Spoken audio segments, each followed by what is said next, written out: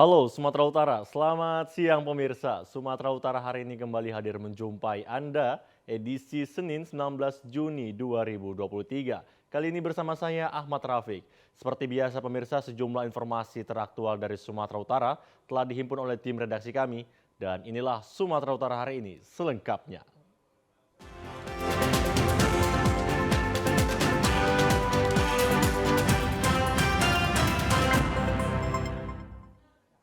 Informasi pertama pemirsa, jelang Hari Raya Idul Adha, harga bahan pokok mengalami kenaikan di sejumlah pasar tradisional di Penyambungan Mandailing Natal. Di antaranya harga bawang merah naik hingga 50% dari harga sebelumnya. Di Pasar Lama dan Pasar Baru Penyambungan, harga bawang merah dan bawang putih mengalami kenaikan mencapai Rp50.000 per kilogram. Seminggu lalu harga bawang merah masih berkisar Rp20 sampai Rp22.000 per kilogram. Kenaikan harga tersebut terjadi akibat kurangnya pasokan pedagang dan iklim yang tidak menentu sehingga mengakibatkan melonjaknya harga bawang merah jelang Hari Raya Idul Adha. Naiknya harga kebutuhan pokok ini juga berdampak pada penjualan para pedagang.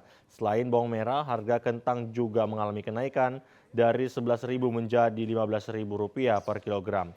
Sementara harga kebutuhan rumah tangga lainnya seperti harga cabai, tomat, dan minyak goreng masih stabil. Seminggu ini. 1 minggu ini. Iya. Berarti semenjak mau jelang Hari Raya Idul Adha ini, harga-harga itu naik bang ya? Naik semua.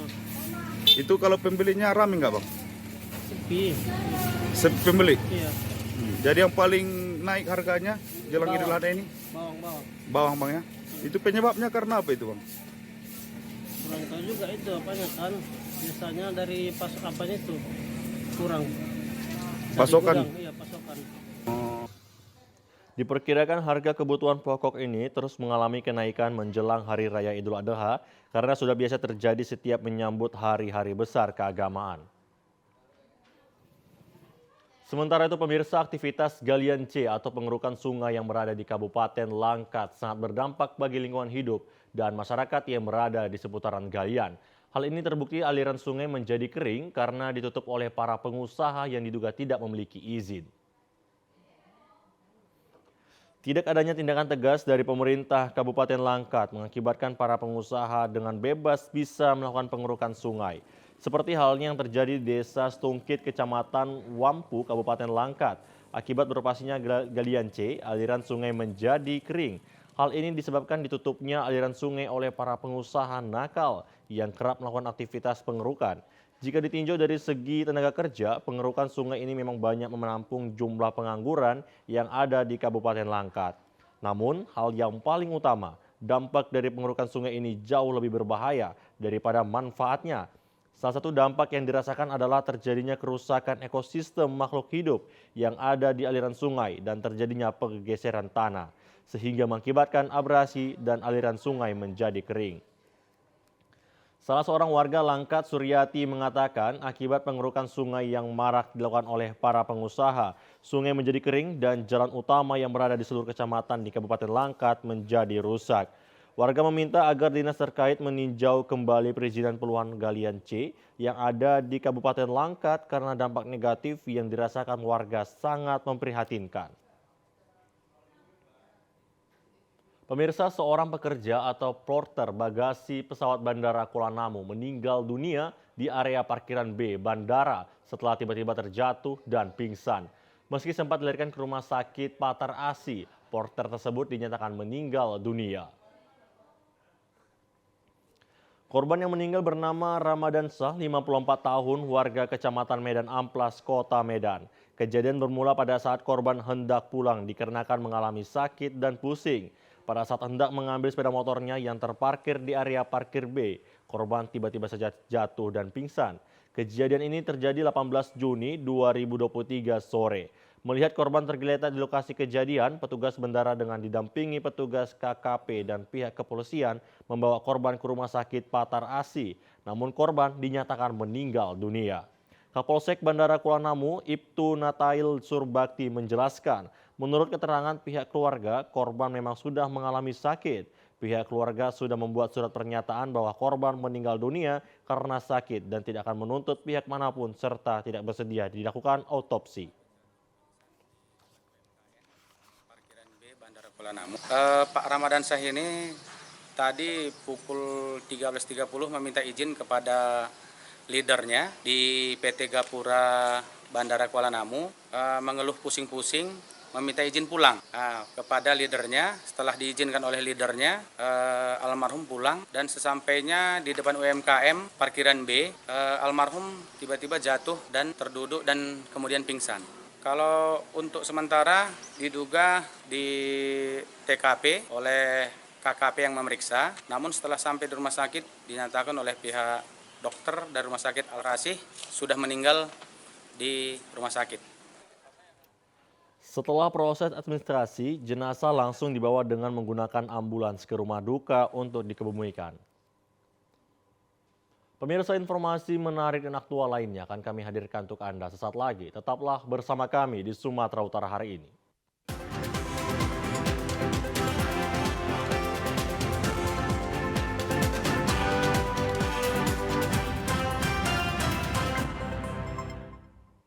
Terima kasih pemirsa, Anda kembali lagi bersama kami di Sumatera Utara hari ini.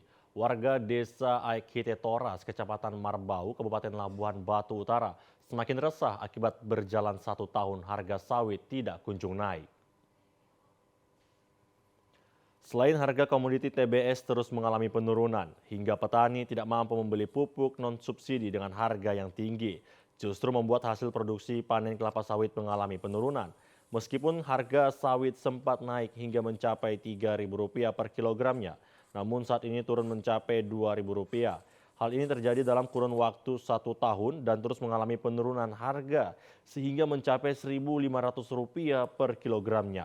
Salah satu petani sawit, Iswanto, mengatakan untuk saat ini harga buah kelapa sawit sebesar Rp1.500 per kilogram membuat ekonomi masyarakat terpuruk dan berharap agar pemerintah mengatasi persoalan ini agar harga pasar kembali normal. Per kilonya 1.500. Harga sebelumnya bang? Sebelumnya mencapai 2.000. Ini berarti ada penurunan ya bang? Penurunan ya. Udah berapa lama penurunan ini bang? Udah ada 1 tahun. Tahun belum ada kenaikan ya bang? Belum. Jadi dengan turunnya harga saat ini bang, macam mana ekonomi masyarakat di sini bang? Ya, menurunlah, susah lah. Apa-apa pupuk mahal, nggak terjangkau lah. Harga buah sama harga pupuk. Apa harapan abang pemerintah terkait dengan turunnya harga sawit ini? Ya, kalau bisa ya dinaikkan harga sawit ini seperti biasanya sampai mencapai 3.000. Kondisi harga sawit semakin terpuruk, masyarakat petani memilih memanen kelapa sawit dilakukan sendiri agar hasil penjualan kelapa sawit mencukupi. Pemirsa, harga tandan buah segar sawit mengalami penurunan drastis di pasaran hingga mencapai Rp1.500 per kilogram di sejumlah petani di Sumatera Utara, sehingga berdampak pada operasional dan kehidupan. Untuk mengetahui seperti apa harga sawit anjlok, kini kita telah bergabung bersama pengamat ekonomi Gunawan Benjamin. Selamat siang, Bang Gunawan. Selamat siang Abang Dara, selamat siang semuanya. Baik, Bang Gunawan, ya pakar ekonomi kita tahu bahwa kelapa sawit saat ini merupakan sedang anjlok harganya. Apakah penyebab atau salah satu penyebab yang mengakibatkan harga kelapa sawit di Sumatera Utara sendiri anjlok? Iya, jadi memang kalau penurunan harga sawit tidak bisa dilepaskan dari faktor global ya, di mana memang terjadi penurunan harga komoditas unggulan di seluruh dunia, terutama ada penurunan harga minyak mentah dunia, beberapa komoditas pangan seperti kedelai dan biji matahari, termasuk di yang belakangan ini diikuti dengan penurunan harga CPO di pasaran global. Kalau kita lihat dari trennya, memang di tahun 2022 itu CPO sempat berada di kisaran angka Rp7.200 Malaysia per ton. Nah sekarang hanya di kisaran angka Rp3.700 Malaysia per tonnya. Artinya memang ada penurunan lebih dari separuh ya.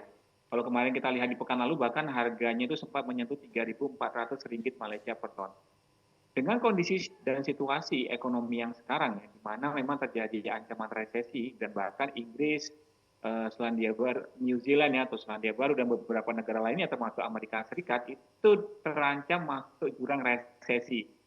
Sementara itu kalau kita lihat ekspor CPO kan lebih banyak dikirim ke China, India, Amerika dan Eropa. Nah, pengiriman ke mereka ini juga membuat konsumsi CPO global itu mengalami penurunan. Dan inilah yang memicu terjadinya penurunan harga CPO. Kalau kita lihat trennya, saya pikir sih memang ada potensi tekanan lanjutan harga CPO mengingat kondisi ekonomi global makin makin ke depan hingga tutup akhir tahun 2 dia ini diperkirakan akan terus melambat. Terlebih kita melihat ada kebijakan dari Uni Eropa ya yang justru memberlakukan kebijakan undang-undang anti deforestisasi yang mengakibatkan nanti sawit dan produk turunannya itu bisa saja dilarang untuk dijual ke Eropa. Ini akan menjadi gambaran buruk terkait dengan prospek kinerja harga CPO ke depan. Baik, Jadi Pak. memang Baik, Pak faktor Gunawan. pemicu utama. Pak Gunawan, berarti tadi bisa disebutkan terdapat intervensi dari politik luar negeri yang membuat harga sawit sendiri mengalami Ya. penurunan. Ya, benar sekali, benar sekali. Memang kita tidak bisa menutupi itu gitu ya, karena memang Eropa sendiri kalau dalam banyak kacamata, khususnya dari para pengamat yang ada di Indonesia, itu menilai bahwasanya ada kebijakan politik atau kita kenal dengan istilah politik dagang yang justru mengharuskan kita itu untuk memenuhi syarat-syarat yang mereka tentukan. Dan ini sebenarnya sangat berpengaruh, yang nantinya juga akan berpengaruh terhadap pembentukan harga TBS di tingkat para petani. Jadi memang trennya ini lagi buruk gitu loh. Kita berhadapan dengan situasi tantangan yang tidak mudah, yang bisa saja nantinya ini akan berakibat pada tekanan-tekanan lanjutan pada harga TBS. Kalau kita tadi melihat ada harga yang Rp1.500 per kilogram, itu sebenarnya sudah di bawah harga keekonomian. Harga keekonomian yang saya hitung itu ada di angka Rp1.600 hingga Rp1.800 per kilogramnya. Jadi kalau petani menjual di harga 1.500, ini berarti petani mengalami kerugian di situ. Artinya biaya operasional, pengeluaran yang mereka keluarkan sehari-hari tidak bisa ditutupi dengan penjualan harga sawit itu sendiri. Nah, ditambah lagi dengan ada ancaman EUDR ke depan, ya kan ya, undang-undang anti deforestisasi yang bisa saja membuat potensi ekspor sumut. Sumut itu memiliki 12% total ekspor ke Eropa, yang bisa saja ini hilang. Kalau ini nanti hilang, ekspornya hilang, sekalipun nanti harga CPO di pasaran dunia itu membaik, tetapi ekspor kita kerjanya memburuk, ini sama aja tidak akan banyak menolong pembentukan harga TBS di tingkat petani. Nah ini yang perlu diperhatikan ke depan gitu, dan ini yang perlu diperjuangkan bagi pemerintah kita agar kita melakukan negosiasi. Bahwasanya kita tidak pernah melakukan atau mungkin kita sudah mengikuti apa yang menjadi aturan mereka, dan politik dagang seperti itu agak sulit untuk melawannya. Itu sih. Baik, Pak Gunawan, tadi bisa disebutkan juga bahwa dampak dari penurunan harga kelapa sawit ini berdampak dari petani hingga pengusaha yang ada di Sumatera Utara khususnya gini.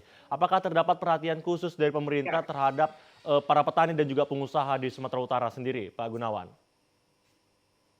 Jadi kalau misalkan kita berhadapan dengan situasi di mana harga TPS anjlok, terus petaninya itu mengalami pelemahan daya beli gitu ya, berarti kan memang kita butuh solusi atau kebijakan-kebijakan instan untuk menjaga daya beli para petani tersebut.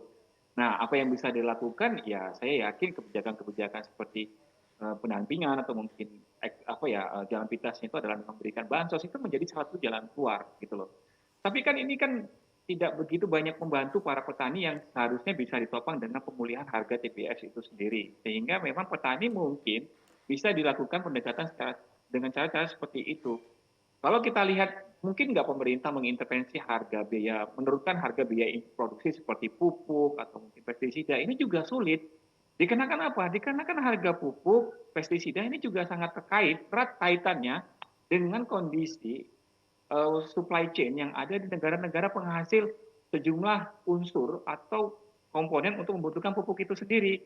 Salah satunya Rusia yang menjadi salah satu penyumbang terbesar untuk komponen-komponen seperti amoniak atau mungkin beberapa unsur yang dibutuhkan untuk pembuatan pupuk. Nah ini kan tidak bisa diharapkan lantas dalam waktu dekat bisa pulih ya. Artinya kita tidak bisa mengharapkan bahwasanya nanti dengan kondisi yang serba mendukung gitu kan harga pupuk bisa diturunkan. Itu juga tidak bisa. Nah fakta di lapangan ini banyak petani-petani ya, bukan petani sawit aja gitu ya, petani-petani kayak petani yang lain itu sempat mengalami kesulitan kelangkaan karena pupuknya itu sulit ditemukan di pasaran. Tetapi belakangan ini alhamdulillah semuanya udah ada. Tetapi kan menjadi persoalan semakin mahal harga pupuk ya dengan tidak ada potensi penurunan, maka pembentukan harga keekonomian TBS di tingkat petani itu akan lebih mahal. Nah, ditambah dengan tekanan-tekanan harga global, ditambah dengan penurunan kinerja ekspor yang terjadi belakangan ini bisa menekan lebih memperburuk daya beli petani kita nantinya. Nah, kalau kita lihat pengusaha juga bakal bakal senang nggak dengan kebijakan UDR? Saya yakin pengusaha juga, mereka juga tidak tenang dengan situasi yang sekarang.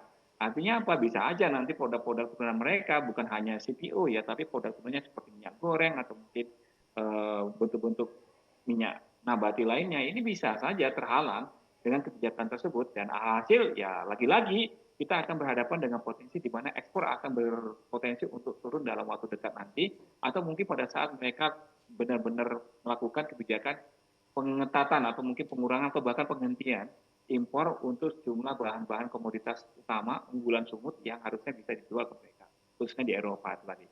Baik Pak Gunawan, berarti para pemerintah tidak boleh gegabah untuk melakukan suatu tindakan agar faktor-faktor dari harga kelapa sawit sendiri tidak terpengaruhi. Karena apabila terlalu mahal juga akan mempengaruhi dari produk-produk dari hasil kelapa sawit sendiri. Begitu ya Pak Gunawan. Nah, sebenarnya apa sih faktor-faktor yang mempengaruhi dari naik dan turunnya harga dari kelapa sawit sendiri Pak Gunawan? Oke, jadi kalau kita simpelnya itu kalau kita bicara ekonomi kan kita ada supply and demand gitu ya. Nah sekarang ini yang jadi masalah kita supply-nya ada tetapi demand-nya menurun. Demand menurun ini dikarenakan oleh sejumlah banyak faktor ya, mulai dari gangguan perang Rusia, Ukraina dan berdampak kepada negara lainnya, supply chain yang juga terganggu akibat perang, ditambah lagi memang ada pelambatan ekonomi negara lain dan bahkan beberapa negara masuk dalam jurang resesi. Ini penyebabnya. Nah, yang menjadi pertimbangan kita ke depan adalah bagaimana mensiasati agar harga CPO ini tidak turun. Kalau turun yang sekarang ini, itu kan ada salah satunya adalah kebijakan undang-undang anti deforestasi, ditambah lagi memang kita melihat dari sisi penyerapan untuk CPO dalam negeri atau domestik ini juga perlu ditingkatkan. Artinya sejauh ini kan mungkin angkanya itu relatif stagnan gitu ya, tidak mungkin gerak naiknya itu tidak begitu besar, tetapi memang harus ada substitusi yang menggantikan ekspor yang tidak terjual tadi untuk dikonversi ke dalam kebutuhan penggunaan CPO atau sawit sebagai bahan baku lainnya seperti biodiesel. Nah kita berharap di situ pemerintah bisa mendorong itu gitu, cepat bahkan harus cepat geraknya. Biar supaya apa? Biar supaya industri sawit kita mulai dari hulu sampai ke hilir ini bisa diselamatkan, petani hingga pengusahanya ini bisa diselamatkan gitu loh. Dan kita jangan ini ya, jangan hanya terfokus pada CPO-nya. Produk turunan CPO sendiri pun juga sedang mengalami tantangan berat, di mana produk turunan dari kelapa sawit, karet, kakao, kopi, kayu ini juga bisa di ban atau mungkin dilarang untuk dijual di negara Eropa. Menjegal untuk mengurangi kemampuan kita dalam mengekspor komoditas-komoditas unggulan di wilayah Sumatera Utara, dan kita harapkan nantinya ini bisa menjadi fokus perhatian pemerintah bisa mengambil kebijakan yang konkret dan memang satu hal melawan atau memberikan serangan balik terhadap sebagai respon akibat dari kebijakan untuk melarang produk ekspor unggulan kita itu keluar, itu sebenarnya juga bisa berdampak buruk bagi kita di sini. Artinya memang ada potensi bumerang yang bisa jadi menyerang kita kembali di sini. Jadi prosesnya ini panjang, butuh waktu, butuh negosiasi, butuh dukungan dari semua pihak stakeholder agar apa? Agar kita memang sama-sama berupaya untuk memulihkan kondisi kinerja sawit kita di tengah potensi di mana banyak teman untuk menekan kinerjanya tersebut. Baik Pak Gunawan, apakah masih tersambung? Masih Pak, masih. Oh ya, Pak Gunawan tadi bisa disebutkan salah satu langkah untuk meningkatkan harga kelapa sawit sendiri ya, di mana kita ketahui kelapa sawit Indonesia itu supply sangat banyak tapi tidak ada demand dari luar negeri. Nah, salah satu langkah tadi Pak Gunawan sebutkan adalah dengan memberikan kelapa sawit penampungannya kepada perusahaan-perusahaan sendiri dalam negeri untuk memproduksi kepada produk-produk baru. Apakah itu hanya satu langkah atau terdapat langkah-langkah lainnya nih Pak Gunawan? Sebenarnya sih ada beberapa ya, cuman yang bisa dilakukan itu untuk memulihkan daya beli ya memang penyerapan domestiknya yang kita perlu tingkatkan seiring dengan keseriusan pemerintah untuk mendorong program biodiesel biar supaya tidak hanya mentok ke B35. Tetapi upaya lain bisa nggak? Bisa sebenarnya. Seperti kita dengan situasi yang sekarang kita bisa aja hapus nih bea keluar atau mungkin penghutang ekspor untuk produk kelapa sawit yang selama ini itu ditampung di BPDPKS. Artinya pungutan itu ada baiknya kita alokasikan ke tempat yang lain ya, misalkan untuk program-program tertentu yang sepertinya itu selama ini kan banyak digunakan untuk remajaan sawit, pembangunan industri hilir biodieselnya. Nah, namun untuk sekarang dengan situasi yang seperti sekarang ini, jika nanti pungutan-pungutan itu dihapuskan, saya bisa berharap harga CPO ini bisa mengalami pemulihan, walaupun sifatnya itu tidak bisa mendorong dengan kenaikan yang signifikan, namun setidaknya tidak membuat harga CPO tertekan dengan angka yang cukup dalam gitu loh, dengan penurunan yang cukup signifikan. Nah, apakah upaya ini bisa menjadi solusi? Saya yakin ini bisa, gitu. Saya yakin ini bisa. Tetapi memang yang perlu kita waspadain adalah kita nggak ngerti bagaimana nanti bentuk bagaimana pergerakan harga CPO ke depan. Nah, menurut hitung-hitungan saya, kalau seandainya harga CPO nantinya bergerak ke bawah, itu memang ada baiknya Rp2.800 Malaysia per ton hingga Rp3.000 Malaysia per ton ini menjadi benteng terakhir. Kenapa? Karena kalau seandainya harga bisa tertekan di bawah Rp3.000 Malaysia per ton, ini harga CPO tingkat petani di hampir semuanya ya, di semua level petani, mulai dari petani plasma, petani mandiri, ini harganya bisa lebih rendah dibanding harga keekonomiannya mereka atau harga produksinya mereka gitu, harga produksinya para petani kita. Ini yang perlu diwaspadai. Kondisi pelemahan daya beli pada sektor pertanian, khususnya petani kelapa sawit, ini akan memberikan pukulan yang signifikan bagi pelemahan laju pertumbuhan ekonomi di wilayah Sumatera Utara.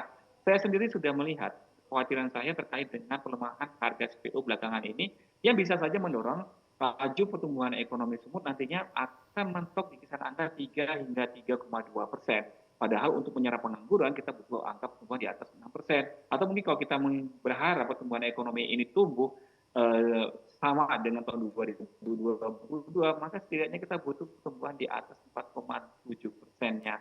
Namun semuanya itu menjadi kurang realistis. Salah satu pemicunya adalah penurunan harga sawit di tingkat petani maupun di tingkat global yang membuat kinerja ekspor melambat, laju produktivitas pertanian kita itu mengalami perlambatan, industri manufakturnya juga mengalami perlambatan, yang pada akhirnya ini akan daya beli masyarakat Sumatera Utara secara keseluruhan. Itu dia. Baik Pak Gunawan, tadi itu beberapa langkah-langkah yang mungkin dapat disarankan kepada pemerintah untuk menstabilkan harga dari kelapa sawit sendiri. Nah, menurut Pak Gunawan, apakah sudah ada langkah tersendiri dari pemerintah untuk ikut serta menstabilkan harga dari kelapa sawit dan apakah sudah tepat dari langkah-langkah pemerintah? Karena kita ketahui bahwa harga dari kelapa sawit ini mempengaruhi juga harga stabilan dari produk-produk utama di Indonesia seperti produk minyak goreng yang sangat dibutuhkan oleh para masyarakat di Indonesia sendiri, Pak Gunawan. Ya, jadi kita kalau misalkan apa yang menjadi solusi gitu ya. Pertama, kalau kita berharap bahwasanya sawit ini bisa diolah semuanya untuk minyak goreng, saya pikir sih yang namanya konsumsi minyak goreng masyarakat kita itu tidak mengalami perubahan secara per kapita yang signifikan dalam setiap tahunnya. Artinya apa? Artinya memang solusi yang masuk akal itu adalah penyerapan minyak sawit untuk kebutuhan biodiesel. Nah, kalau seandainya harga turun seperti yang sekarang ini, apakah memungkinkan produk turunan dari minyak kelapa sawit juga akan mengalami penurunan?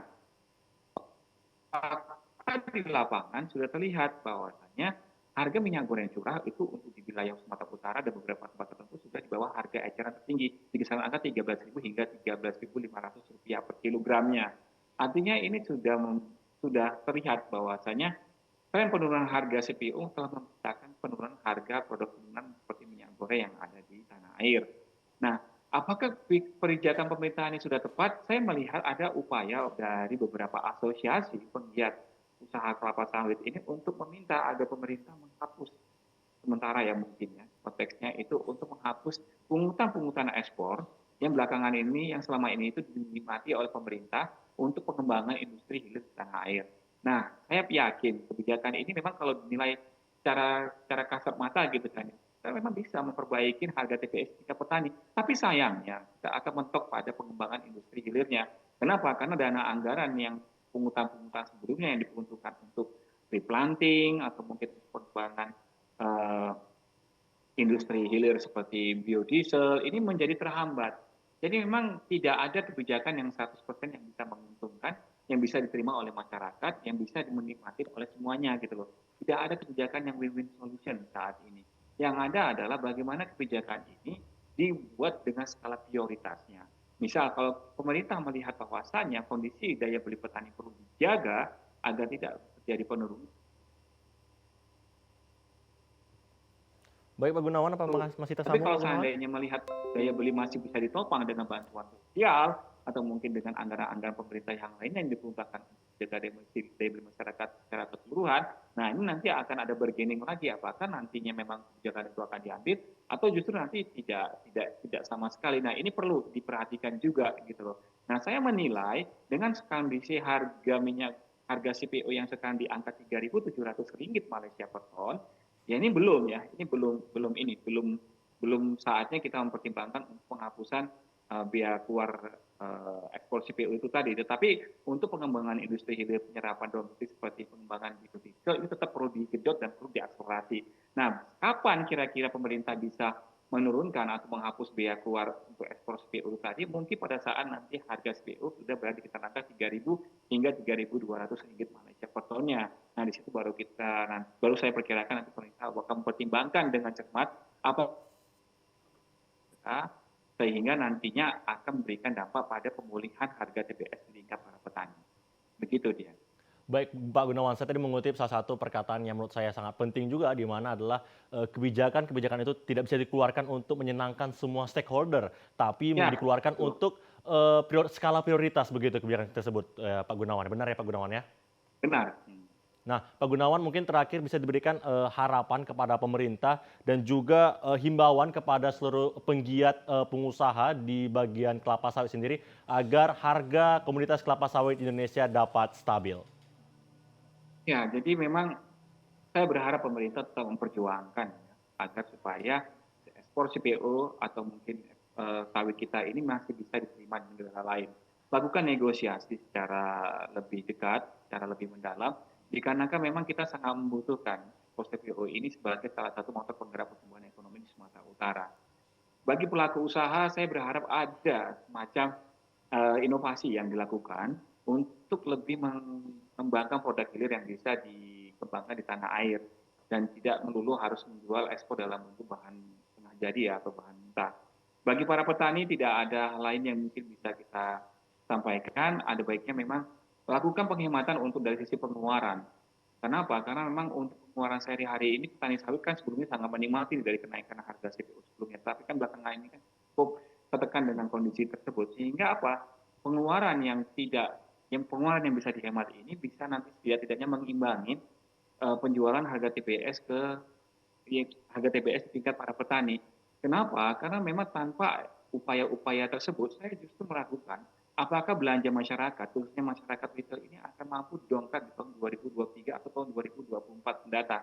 Sejumlah tantangan masih ada, ke depan masih banyak, bahkan tantangannya ada di luar kemampuan kita untuk mengendalikannya seperti tantangan eksternal ya, seperti resesi global atau mungkin perang, tetapi kita bisa melakukan minimalisir dari dampak perang tersebut atau mungkin ancaman resesi global tersebut dengan melakukan upaya-upaya yang komprehensif yang bisa menekan, yang bisa menjaga daya beli masyarakat itu tadi. Kalau dari sisi petani ya ada baiknya berhemat, kalau kita dari sisi pengusaha ada baiknya terus memberikan kontribusi terhadap pengembangan produk hilirnya, dan dari sisi pemerintah terus melakukan negosiasi terkait dengan larangan undang-undang deforestasi yang membuat ekspor kita terganggu. Itu aja sih. Baik Pak Gunawan, terima kasih tadi telah memberikan informasi mengenai beberapa faktor yang mempengaruhi harga dari kelapa sawit sendiri dan juga ide-ide cemerlang untuk meningkatkan atau menstabilkan upaya dari harga kelapa sawit sendiri Pak Gunawan. Terima kasih telah berhadir memberikan informasi kepada kami TVRI Sumatera Utara dan juga masyarakat Sumatera Utara khususnya Pak Gunawan. Selamat siang dan selamat kembali bekerja. Ya, selamat siang. Terima kasih. Baik pemirsa, informasi aktual lainnya akan kami hadirkan untuk Anda sesaat lagi. Tetaplah bersama kami di Sumatera Utara hari ini.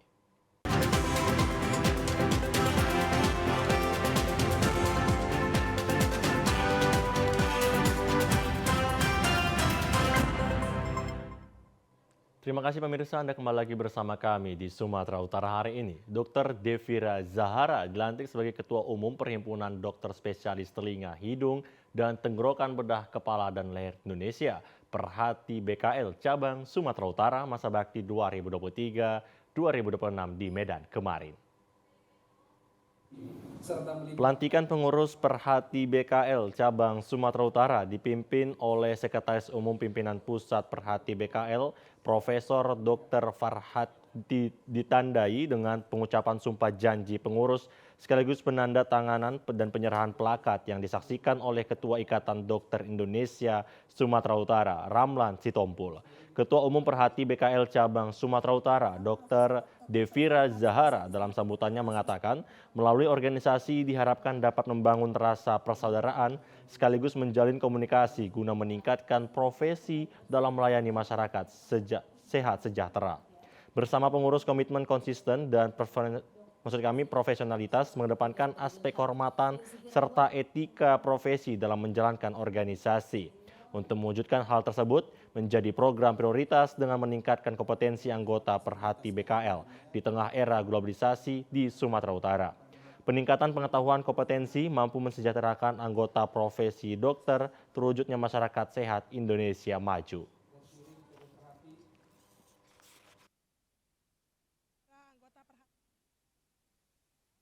Khususnya di bidang skill dan knowledge dengan kegiatan-kegiatan seperti workshop ataupun seminar yang akan rencana kita adakan. Kemudian kita juga mungkin ke dokter umum juga untuk meningkatkan skill dan knowledge dokter umum karena sekarang ada rumah sakit layanan primer yang segitu pasien datang itu pasien-pasien THT pastinya akan ditangani oleh dokter-dokter umum terlebih dahulu sehingga kita juga perlu meningkatkan skill dan knowledge dokter umum selain dokter THT, kemudian juga ke masyarakat. Jadi kita akan rencananya mengadakan kegiatan pengabdian kepada masyarakat untuk kita harapkan dapat meningkatkan kesejahteraan dan kesehatan untuk masyarakat. Sekretaris Umum Perhati BKL, Profesor Dr. Farhat mengapresiasi kepada pengurus yang baru dilantik memiliki program kerja dalam membangun organisasi. Memenuhi segala kepada oleh Dr. Devira, mulai dari peningkatan kompetensi, kemudian bagaimana tentang kesejahteraan dan kesejawatan, kemudian distribusi. Ini juga merupakan PR yang luar biasa ini kepada Dr. Devira. Bagaimana distribusi THT itu dapat tersebar ke seluruh Sumatera Utara dengan baik. Dalam kesempatan itu dilakukan presentasi kesehatan disampaikan oleh Sekretaris Umum Perhati BKL, Profesor Farhat, dan pengurus Perhati BKL Cabang Sumatera Utara. Pemirsa, dalam upaya menjadikan masyarakat Indonesia sehat, Perhimpunan Dokter Spesialis Telinga, Hidung, dan Tenggorokan Bedah Kepala dan Leher Indonesia, Perhati BKL Cabang Sumatera Utara, siap mengabdi dengan meningkatkan kompetensi profesi dokter spesialis. Dokter spesialis telinga, hidung, tenggorokan, bedah, kepala, dan leher memiliki peranan penting dalam mengembangkan sumber daya manusia, sehingga terwujudnya tenaga medis berkualitas guna mendukung pembangunan daerah masyarakat sehat sejahtera. Pembangunan kesehatan masyarakat termasuk dengan meningkatkan pendidikan merupakan bagian penting dalam mendukung program pemerintah Indonesia Maju, sehingga mampu melahirkan sumber daya manusia berkualitas. Untuk menghasilkan hal tersebut dibutuhkan sinergitas bersama pemerintah, sehingga menjadikan tenaga kesehatan profesional di era globalisasi. Terwujudnya tenaga kesehatan dokter spesialis telinga, hidung, dan tenggorokan, bedah kepala dan leher yang profesional siap melayani masyarakat sehat Indonesia maju. Memiliki tenaga medis yang berinovasi, memiliki daya saing dalam suatu wadah organisasi Perhati BKL Cabang Sumatera Utara, sehingga masyarakat tidak lagi berobat ke luar negeri. Pemirsa, dalam upaya menekan angka stunting akibat kurang asupan makanan dan sulitnya akses kendaraan menuju pelosok desa yang tidak dapat dilalui kendaraan roda 4, TNI meluncurkan Betor Batax dan motor Babinsa ambulans. Penekanan angka stunting pada anak harus dilakukan secara komprehensif, termasuk pada desa-desa yang rawan terjadinya stunting. Guna mengatasi hal tersebut, TNI meluncurkan Betor Batax, yaitu Babinsa Tanggap Kesehatan dan stunting becak motor yang telah dimodifikasi. Dengan desain kualifikasi pengemudi dan penumpang serta kearifan lokal daerah sendiri, transportasi lebih bermanfaat bagi masyarakat. Begitu juga dengan motor Babinsa dan ambulans yang dimodifikasi memiliki 4 duduk pengemudi dan penumpang, perawat 1 orang, tabung oksigen, tandu, serta kotak obat yang semuanya dimiliki motor Babinsa dan ambulans. Dengan peluncuran 2 betor ini mampu nembus pelosok desa yang tak mampu dijangkau oleh kendaraan roda 4. Dengan sasaran utama mampu mengangkut warga masyarakat yang dalam kesulitan, sakit, dan lain sebagainya. Khusus Betor Bataks, Babinsa harus mementoring anak-anak di desa yang kurang gizi dan melakukan pertolongan lebih lanjut, sehingga angka penurunan stunting di wilayah teritorial Kodim 0204 yang meliputi 2 kabupaten dan 1 kota harus turun dan bahkan nihil.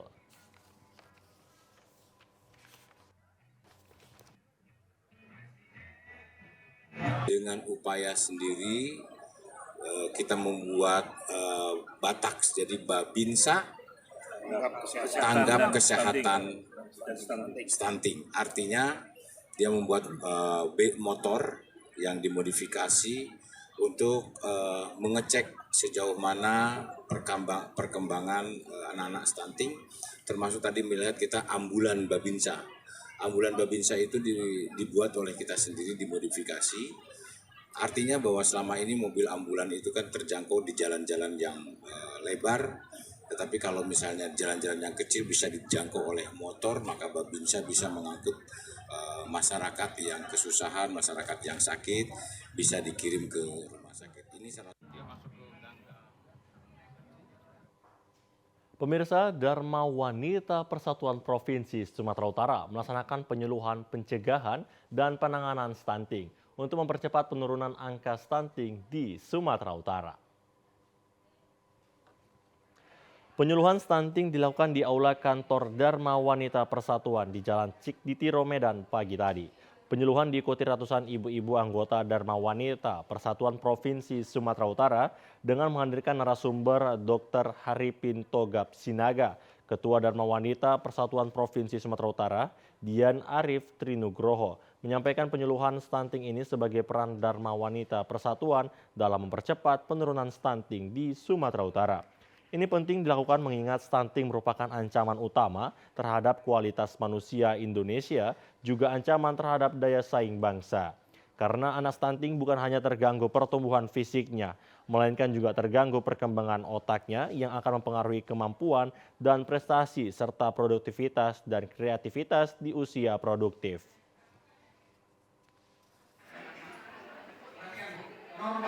Ya, kita sebagai Dharma Wanita Persatuan bisa bergerak bersama-sama melawan stunting, salah satunya dengan melakukan sosialisasi kegiatan untuk meningkatkan kesehatan ibu-ibu hamil dan balita, memberikan bantuan makanan, vitamin untuk ibu hamil dan balita, juga menggerakkan masyarakat dalam mewujudkan rumah pangan lestari. Apa yang didapatkan pada hari ini dapat diterapkan pertama di dalam keluarga sendiri dan diterapkan di lingkungan sekitarnya. Begitu untuk menambah pengetahuan kita juga pada hari ini. Dr. Haripin Togap Sinaga selaku narasumber mengharapkan dengan penyuluhan ini semakin banyak para ibu-ibu memahami apa yang dimaksud stunting dan bagaimana cara menanggulanginya. Karena menurutnya saat ini masih banyak yang belum paham, terutama bagi keluarga muda. Dijelaskan Haripin, penyebab terjadinya stunting bukan hanya faktor kekurangan gizi, namun lingkungan yang kurang sehat juga memiliki peranan besar dalam terjadinya stunting.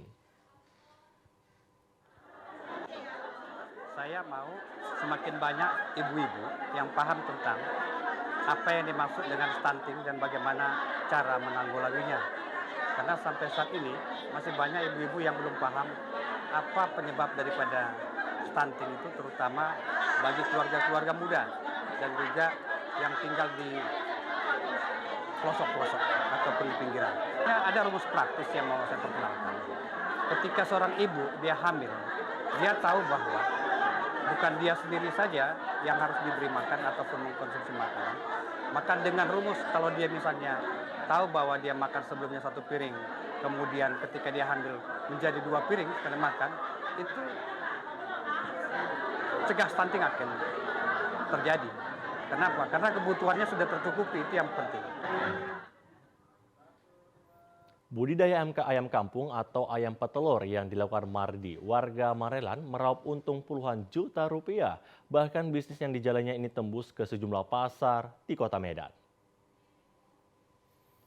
Bisnis ayam merupakan salah satu bisnis yang menjanjikan keuntungan besar. Selain itu juga dapat menstabilkan harga-harga ayam di pasaran. Menurut Mardi, dalam sebulan peternak meraup untung sebesar 23 juta rupiah. Mardi yang merupakan peternak ayam kampung atau ayam petelur ini merupakan warga Jalan Kapten Rahmat Budin, Kelurahan Terjun, Kecamatan Medan Marelan. Memanfaatkan halaman belakang rumahnya dengan beternak ayam yang ditekuninya hampir 5 tahun. Saat ini jumlah ayam kampung miliknya mencapai 300 ekor untuk memenuhi permintaan pedagang pasar tradisional di 21 kecamatan di Kota Medan dengan harga Rp60.000 per kilogram. Ia juga menjual anak ayam Rp13.000 per ekor.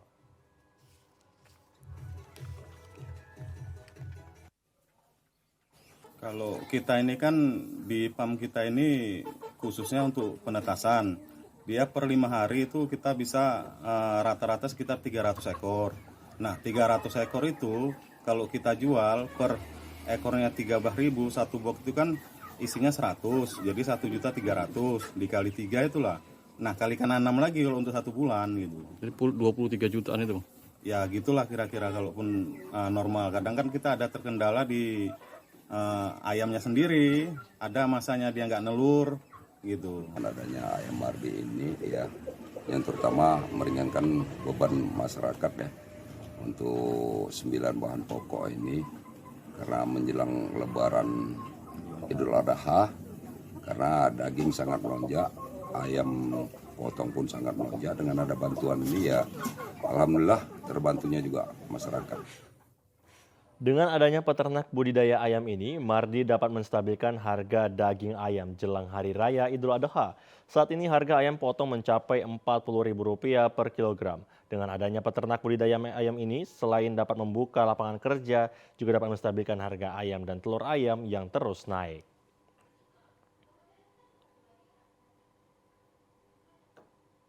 Pemirsa, kita memasuki segmen Lintas Andalas.